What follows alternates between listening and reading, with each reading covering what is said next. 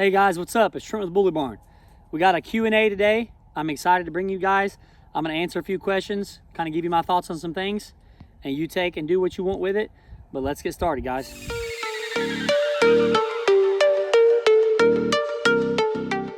All right, first question, guys. Should I use a hype stud, a very popular stud, that's what that means, that everyone else is using, or should I use something else? First off, I'm gonna say you should use what you believe is gonna be the best option for your female. And it doesn't matter if it costs you more money, it doesn't matter what hoops you have to jump through to get to that. You should be trying to put together the best breeding possible that you could put together with what you have going. Sometimes that hype stud is going to help you sell. It's gonna help you sell puppies.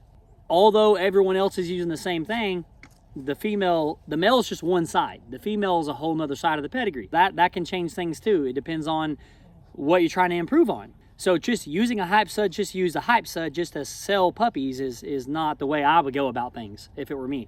But if you can find a hype stud that you feel that's gonna help you sell puppies, but it's also gonna help complement your female, then you got a win-win there.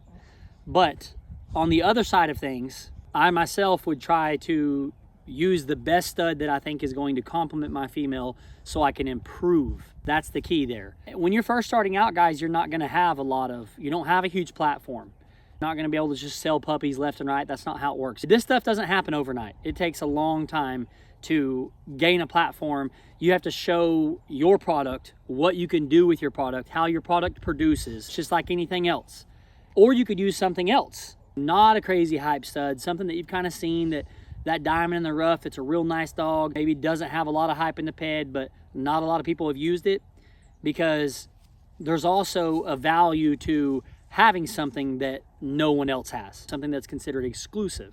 And you could even have a mixture of the two. I mean, it is what it is, but that's how I would answer that question personally. I think you just need to pair good dogs together and do good breedings. And I think if you're doing that, your product is going to speak for itself, whether it has a lot of hype in the pedigree or not. And if you plan on doing this for the long haul and you have passion for this, whether you have hype in the pedigree or not, you're going to produce solid product. Take it to the show ring, show what it can do, show what it can produce in the whelping box, believe in what you have going. You've done the same thing. I'll talk about Twix for a minute. His bottom side of the pedigree, his mom is Spirit. We produce Spirit off the inbreeding with Samson. We did the first ever inbreeding with Samson, with Grand Champion Samson. And no one did that, at the time. Samson was the new wow factor dog that could go in the show ring and do his thing, but also very extreme.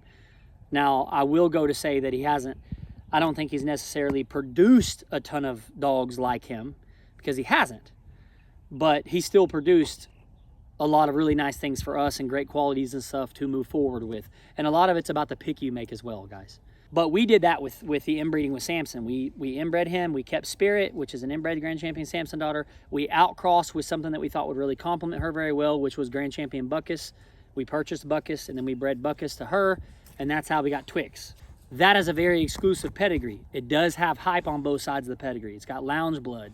It's got Rocco on Buckus's ped. It has inbred Grand Champion Samson on the bottom side of Twix's ped. So it is something that has a lot of hype there, but it's also exclusive, something that no one else really has. So you can't have both. Anyway, guys, that's my answer to that question. Now we're gonna move on to the next. Okay, guys, next question. Somebody messaged me and was asking, like, hey, what are your thoughts on this? I struggle with breeding for just extreme or breeding for the show ring. And to me, I think both of those go hand in hand. The breed itself is supposed to be extreme. There's dogs out there that have both, that express both. They express good conformation, clean structure, clean bite. They really meet the standard very closely, minimal flaws, but they also carry a lot of substance. The breed is supposed to carry substance. It's supposed to be an extreme breed. So I think you should breed for both, because here's the kicker here. A lot of people just breed extreme dogs, and all they're worried about is how much substance can I fit on this dog? Substance, substance, substance. As much bone, as big of a head, as much muscle as possible. That's not the goal. If you breed gorillas to gorillas, you're gonna get gorillas. So if you keep that process up, yes, you're gonna get more substance in your dogs, but if you're not paying attention to everything else, sooner or later, you're gonna be turning your dogs to the side, and you're gonna be like, oh, okay, now I got some stuff to work on. And that's all you've done, is you just bred extreme, extreme, extreme, just for extreme qualities, because you want your dogs to express a lot of substance, a lot of bone. And I understand that. But you can do it real smartly. You know, you can do it correctly, because there's a lot of dogs out there that are very extreme, that are very well put together, that you could use and implement into your program, and you can have the best of both worlds. And at the end of the day, in 3, 4, 5 years from now, whatever, a lot of these really extreme dogs that people are using right now for breeding tools, there's going to be no need for that. So if that's all you're interested in, it's just breeding tools, you're trying to produce breeding tool after breeding tool, in a few years, you're going to be the one that's behind, because you're not worried about the front shoulder set. You're not worried about the bite. You're not worried about any proportions whatsoever. You're not worried about how the dog looks from a side profile. You're not worried about the angulation in the rear, the way the dog moves, the way the dog, you know, reaches out in the front end and drives off the rear, how well balanced is the dog. If you're not worried about the dog's top line or temperament or anything else, all you're worried about is just strictly breeding for extreme qualities, you're going to be behind in 3 to 5 years from now. I promise you guys, because there's a lot of people out there doing that exact same thing, and they're not getting anywhere other than just adding substance. You can do both. The breed is supposed to be extreme, so why would you be out there using a dog that lacks a lot of substance? There's plenty of dogs out there that have a lot of substance, that carry it very well, that move very well, that meet that standard, that have great proportions, that have a great, beautiful silhouette, you know, and they're titled. There's plenty of dogs out there to use to get all of that, instead of just trying to breed just extreme to extreme to extreme without having a well-balanced, well-put-together dog. Okay, next question, guys, is how many dogs should I build off of? This is going to be different for everyone. It really is. Some people would rather build off of a male. Now, if you can find a high-quality male, you can do that, but it's still difficult because you have to find females out there that are going to complement your male. So you're going to have to do like several pup backs. You're going to have to promote very heavy. And in today's market, there's a lot of really nice studs out there. So that's going to be difficult for a lot of you guys to do. But it's still doable. And if you have a very nice stud and you can promote that stud, if you go to the show ring, even if you don't enter shows, if it is just a breeding tool type dog, you know, you could still breed 2 females that have what he lacks, and then get you a pup back, and then, you know, get a first pick female off a pup back. Then you can build off that female that carries a lot of his traits and a lot of the female's traits that you got the pup back from that improved where he lacked. You could do that. You could build off of multiple studs. You could build off of several different females. If it were my decision and I was trying to decide, I would try to pick 2 to 4 females that have really good qualities, and I would try to build off of them and really strategically choose each stud that goes to the first female, see what you can improve on. Same thing with the second female, see what you can improve on. Same thing with the third female, and say that's all you have. You capped out at 3 females. You bred those 3 females, and you use studs that had good substance, that really complemented your female where she lacked, and vice versa, right? You made really good picks. You paid attention to the pups. You made really good picks. You moved forward with the next generation. Now you can take those dogs, and if they complement each other, you can breed those dogs together. There's a million different ways you could go about, you know, what route you would want to take on how many dogs you need to build off of. If you have a dog that's really, really solid and he's producing well, or you use a stud, he produced really well for you, and you landed a nice pup that's going to end up being a really nice stud for you. You landed a couple nice females off of your other females that you have. If those dogs express in their phenotype and their genotype, so if their pedigree has all the things you're looking for, but they also express all those traits and stuff that you're looking for, you don't need to go elsewhere to get the same traits that you already just produced. So if your dog has a nice rear and like good bone, thick body, nice headpiece, good top skull, clean bite, if it has a lot of really good traits that pertain to the standard, then you can build off of those dogs that you produced. You don't have to go elsewhere to get the same exact thing that you just produced. So work on what you have. Say you have a female and you breed a really nice stud to her. You produce a nice pup. He's looking real promising. He's growing out. He's 10, 11, 12 months old. He's beautiful. And he has everything that she lacks, but he also gained all the nice traits and features from the stud that you chose, okay? So you outproduced the mom already, but you also maybe improved on a couple traits that the father lacked on in a sense as well. Maybe you even have more substance or more bone, a better rear, tighter fronts or something like that. Dog moves better. Maybe not as stiff in the rear or something like that. So you outproduce that dog. Why would you go back to that same dog when you already improved those traits?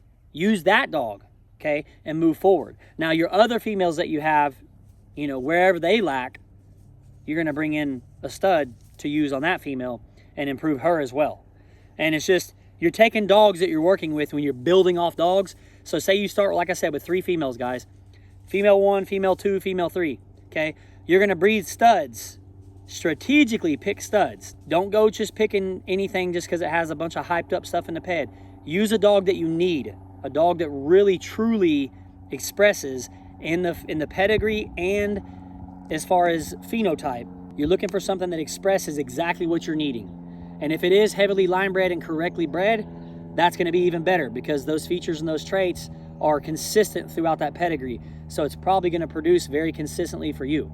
And that's going to be something that you can build off of. So you're going to take those 3 females, like I said, breed them accordingly, funnel those genetics. Once you produce product that has what you need, that same exact thing, there's no need to go elsewhere to bring in the same exact thing that you just produced. And I think instead of build off of, I would say improve. Because that's, I mean, it's the same thing, but that's really what you're doing. You're starting out with 3 females and you're improving. Everywhere that they lack, you're trying to improve. You're moving forward. You're funneling those genetics forward. Then when you get tight and you need to outcross, or if you still lack certain things, your 2nd or 3rd generation in, there's nothing wrong with outsourcing. Keep continuing to outsource until you get the things that you need. Then, once you get that going, you're going to know whenever you need to outcross. When you're missing something, that's when you need to go outsource and use something else again until you get what you need, until you improve again. That's what I would basically say when you ask about how many dogs should you build off of. It depends on if those 3 females have everything you need. If they don't, you're going to be bringing in studs, working, trying to improve on all the features, all the traits, and everything that you need to improve on. So as many dogs as it takes to improve, that's what I would say. But a safe bet is probably 2 to 3 females to build off of, as long as you're doing your homework and you're breeding them accordingly and you're actually improving every generation. All right, here's another one. I got a question. My dog is a bit scatterbred. He's not tightly bred, and he's decent, but he lacks substance. Should I use him? And my answer to that question would be no. I would not use him. I would probably try to go use a different stud that doesn't lack substance, because you don't want to use a classic dog, especially if the dog's flawed up and the dog already lacks in certain areas. So go find a dog that has exactly what you need. It is going to cost you money. There are no shortcuts in what we do. You need to find exactly what you need. Go after it. Use it. Improve what you have and move forward. If you have a stud in your yard and he lacks substance, he's got, you know, multiple flaws, he's not nowhere near a breeding tool for anything as far as improving, okay? He's not a finished product. There's no use in using that dog. Because if you're using that dog, you're going to have to go find a female that someone else has, and you're going to have to be like, hey, would you do a pup back? That female's perfect for my male. Chances of getting that are going to be slim to none. Okay, guys, last question.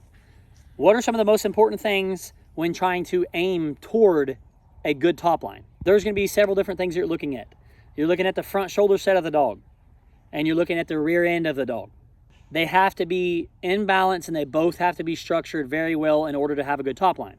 If your dog has a short upper arm in the front end, the upper arm and the shoulder blade are supposed to be the same length. This is the front end of the dog. If I'm stacking the dog right here, okay, I got the dog's head, holding it up right here, the shoulder right here, okay, the upper arm is supposed to be equal length as the scapula. Okay, I have a video on this you guys can go watch. If you don't understand what a good front shoulder set is, go watch it, go look at it, go check it out. Okay, you need a good front shoulder set. You'll be able to see some forechest there. That's going to allow that dog to reach, okay, have good movement in the front end, and it's going to sit up nice and proud, okay, nice and tall. That's going to get that front end of that dog sitting up nice and proud where you need it. The rear end needs to be well angulated, okay? So what you kind of want is your upper thigh and your lower thigh to be equal in length. If they're both very short, you're going to have a dog that's stiff in the rear, okay? And that's called, you'll hear the term of straighten the stifles, the stifle joint, straight stifles. You'll hear that term a lot. If you have a short upper and short lower thigh, your dog's going to be stiff in the rear. And what that does is when the dog drives off the rear end, they have no turn to stifle. They have no angulation in the rear. So when that happens, the dog is really pushing upward instead of pushing forward to move forward. They drive off their rear end and then they reach with the front end. So that's the things you're looking for. You're looking for a nice solid rear and then a beautiful front shoulder set. You want good shoulder lay. All right, I have a video on that. You guys can go check it out. Those are the things you're looking for when you're looking for a good top line. Also, always pay attention to the hock. And I've noticed this with experience, and you tend to see it with a lot of champions and grand champions as well. Dogs that have a shorter hock, usually, especially if they have good turn in the rear, and dogs that have shorter hocks will usually typically have a better top line and better movement. All right, guys, I think that's a wrap for this video. I always enjoy talking dogs and answering questions and stuff and giving you guys my thoughts. Feel free to comment below if you guys have any other topics that you want to talk on. We'll be on here doing more of this as well. Super excited. I also have a podcast tomorrow if you guys want to check that out. I think it's at 9 a.m. Heavy Hitter Bully Crew, and there's underscores between each one. That's his Instagram. You guys can go follow him as well. I'm going to be doing a podcast with him Saturday morning around 9 a.m. I believe. So feel free to tap in and watch that if you want. Follow us on Instagram at bully.barn.b. My phone number is 405-568-6846. If you guys have any questions, feel free to text or call. As always, you guys have a good one.